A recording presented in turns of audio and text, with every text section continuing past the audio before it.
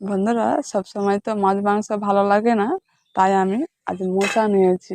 এই মোচার ঘন্ট বানিয়ে দেখাবো, খুব ভালো লাগবে। এখন মোচাটা ছাড়িয়ে নে।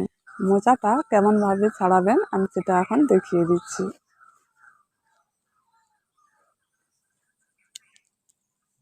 মোচার এগুলো নিতে হবে।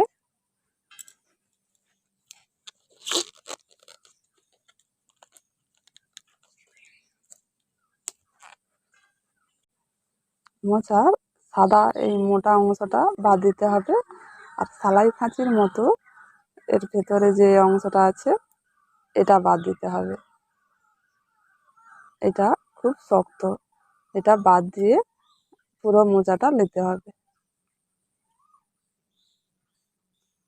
সবগুলো এইভাবে করে ছাড়িয়ে নিতে হবে।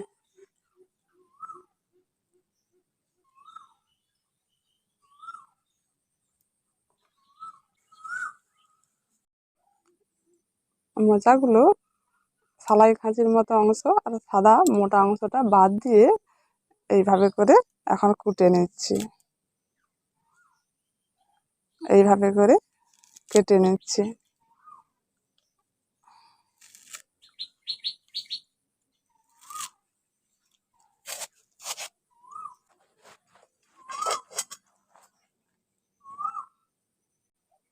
মোচাটাকে এইভাবে করে কাটতে হবে।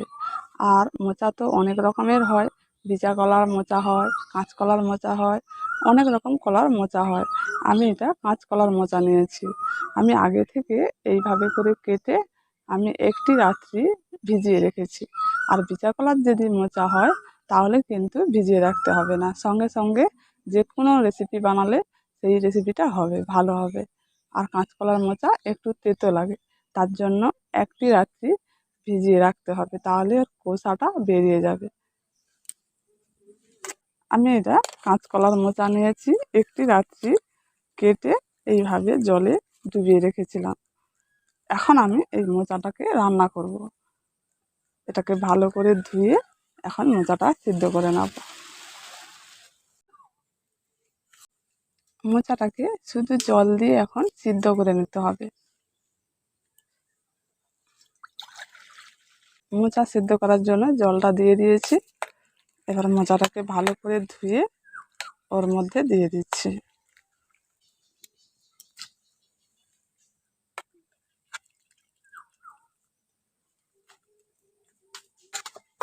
এখন মোচাটাকে ভালো করে সিদ্ধ করে নেব। এখন মোচা থেকে কালা কষ জল বেরাবে, সেই জলটাকে বাদ দিয়ে দিতে হবে, তাহলে কিন্তু তেতো লাগবে না। আর বিচা কলার মোচাতে অত সব ঝামেলা নেই, এমনিই হয়ে যাবে। আমি মোচার ঘন্টের জন্য দুটো আলু আর দুটো বেগুন নিয়েছি। এইগুলো এখন কেটে নেব।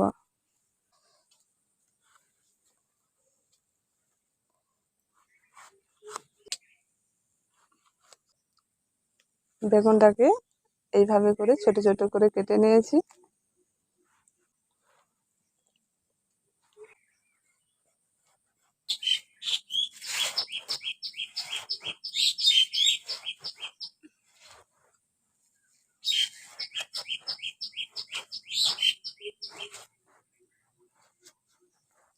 বেগুন আর আলুর একই সাইজে করে আলু বেগুনগুলো কুটে নিচ্ছি। আলুটাকে আলুটাকে এই ছোট ছোট সাইজে করে কেটে নিয়েছি।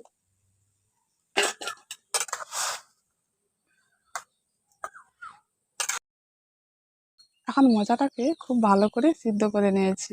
এখন কীরকম কষ জল বেরিয়েছে সেটা কালো হয়ে জলটা কীরকম বেরিয়েছে। এবার আমি এটাকে ছেঁকে নিচ্ছি।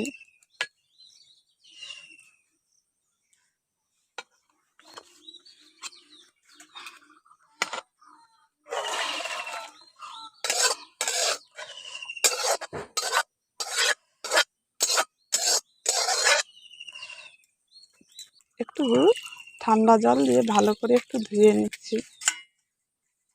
এখন ঠান্ডা জল দিয়ে ভালো করে এটাকে ধুয়ে নিয়েছি, আর একদম তিতো লাগবে না। এখন আমি মুসুর ডাল নিয়েছি, আর আলু বেগুন মুসুর ডাল একসঙ্গে সিদ্ধ করে নেব। এখন ডালটা সিদ্ধ করার জন্য আমি জলটা দিয়ে দিচ্ছি।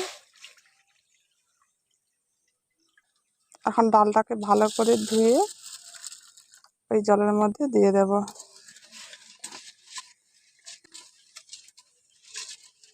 এখন মুসুর ডালটাকে ভালো করে ধুয়ে নিয়েছি, আর জলটা এখন গরম হয়ে গেছে, ওর মধ্যে এখন ডালটা দিয়ে দিচ্ছি।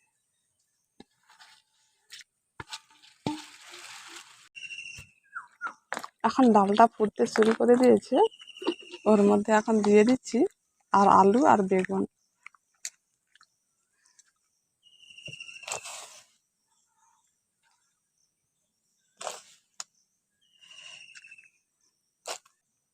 আলু বেগুনগুলো দিয়ে পরিমাণ মতো লবণটা দিয়ে দিচ্ছি।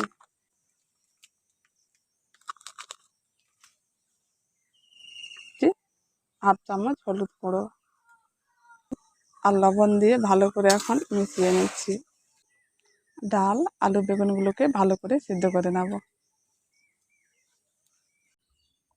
এখন জিরে আর কাঁচা লঙ্কাটা বেটে নিচ্ছি।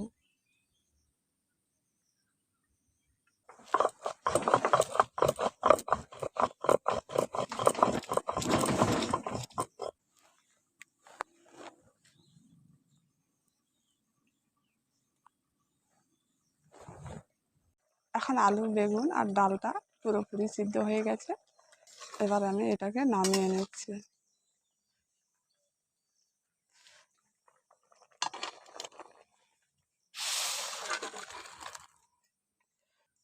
এই ডালের মধ্যে আমি সিদ্ধ করে রাখা মোচাটা দিয়ে দিচ্ছি।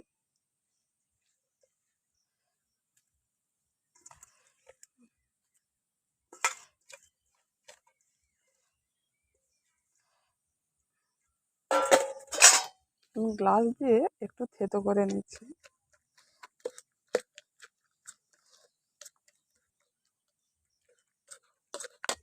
এখন গ্লাস দিয়ে একটু থেতো করে নিয়েছি, করে একটু গরম জলের মধ্যে দিয়ে দিচ্ছি। এখন কড়ার মধ্যে তেলটা দিয়ে দিচ্ছি। ওই তেলের মধ্যে দুটো তেজপাতা দিয়ে দিচ্ছি, দুটো শুকনো লঙ্কা দিয়ে দিচ্ছি, অল্প করে 5 ফোড়ন দিয়ে দিচ্ছি। ফোড়নটাকে একটু ভেজে নেব। ফোড়নটাকে একটু বাদামি করে ভেজে নিয়েছি, এবার এর মধ্যে দিয়ে দিচ্ছি পেঁয়াজ কুচি। পেঁয়াজটাকে একটু ভেজে নেব।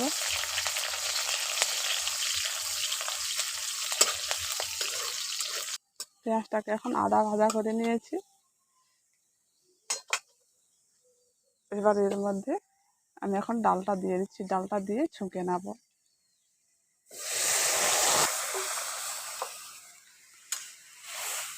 ডালটা দিয়ে ভালো করে নাড়াচাড়া করে মিশিয়ে নিচ্ছি।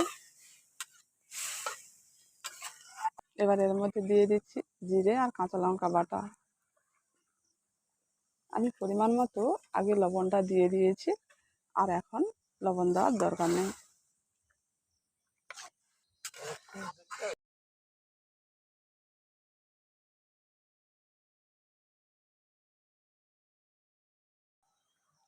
ঘন্টটা 1 মিনিট আরও ফুটিয়ে নিয়েছি হালকা আঁচে। মোচার ঘন্ট রেসিপিটা আমার সম্পূর্ণভাবে তৈরি হয়ে গেছে, এবার আমি নামিয়ে নিচ্ছি।